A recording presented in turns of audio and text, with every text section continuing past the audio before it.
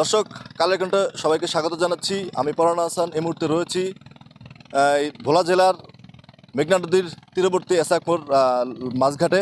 জেলেদের সাথে আমরা কথা বলে যে তারা আমাদেরকে যে বিষয়টি জানিয়েছে, নিষেধাজ্ঞা পরবর্তী সময়ে নদীতে নেমে যে কাঙ্ক্ষিত যে ইলিশ সহ অন্যান্য যে মাছ রয়েছে সেই জাল ফেলেও তারা আসলে সেই ধরনের কোনো কাঙ্ক্ষিত ইলিশ অন্যান্য মাছ তাদের জালে ধরা পড়ছে না। আমরা 2 মাস অভিযান আসিল, সমিতি জমিতে চালাইতে পারি না, অনেক কষ্টে আছি। মাছ টাছ নাই, গতকাল অভিযান শেষ, গাঁও গেছি, মাছ টাছ হয় নাই, আমার কিস্তি মিস্তি আছে, এটি চালাইতে পারি না, তবেই আছি আর আমরা অনেক কষ্টে আছি। অনেক জেলেঘাটে চাল ডাল যারা পান কথা যারা পায় নাই, কেউ পাইতে আসি না। আমরা তো খুব অভাবে আছি, কিস্তি মেঝে চালাইতে পারি না। আমরা অনেক না গাঙ্গ জায়গা অনেক মাছ টাছও পাই না, অনেক ভেজালে আছি, টাছ পাই না।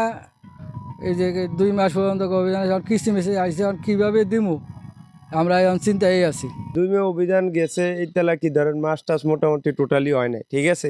অন অভিযান গেছে, আজকে 1 তারিখে অভিযান শেষ হয়েছে, 1 তারিখে তো অভিযান শেষ।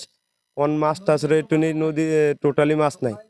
আর যদি সামনে যদি ধরেন ওই আল্লাহর চিন্তা ভাবনা, এটা আল্লাহর কাছে ইয়া। আর যাই হোক, যদি ধরেন মাছটা যদি হয়, তো ধরেন এমিলে যদি থাকে, তো ধরেন পরিস্থিতি খুবই কঠিনের দিকে যাবে। এবং যারা সমিতি লইছে তাদেরও চালাইতে অনেক কঠিন হবে। সেজন্য আল্লাহ যদি মাছ দেয়, যদি মাছ দেয়, তারপরে এটার বিনিময়ে সমিতি অথবা ইয়াটিয়া এটি চালাইতে পারবে। 2 মাস অভিযান ছিল, আমরা তো অনেক কষ্টতে আছিলাম। এখন গাঙ্গে টোটাল মাছ হয় না, একটা মাছ হয়েছে আজকে। মূল মূল্য অনেক কষ্টতে আছি, মানে কিস্তি চালাতে পারি না, মানে আমরা খুব একটা কষ্টতে আছি। এখন আমাদেরকে মানে একটা সাহায্য করলে সরকার, আমাকে ভালো হয়। ভোলা মেঘনা পাড় থেকে এ ছিল আমার কাছে সর্বশেষ। ওয়ালটন আবারও মিলিনিয়ার অফারে ওয়ালটন ফ্রিজ কিনে আপনিও হয়ে যেতে পারেন মিলিয়নিয়ার। মিলিনিয়ার ছড়াছড়ি দেশ জুড়ে, এটা শুধু ওয়ালটেনই পারে।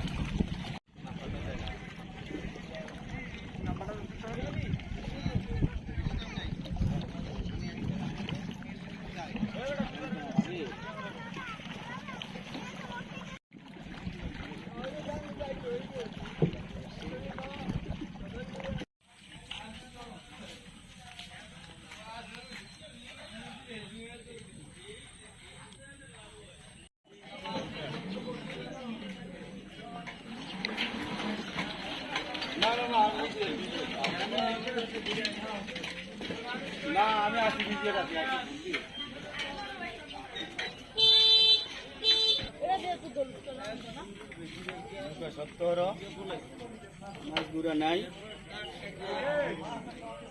শেষ পর্যায়ে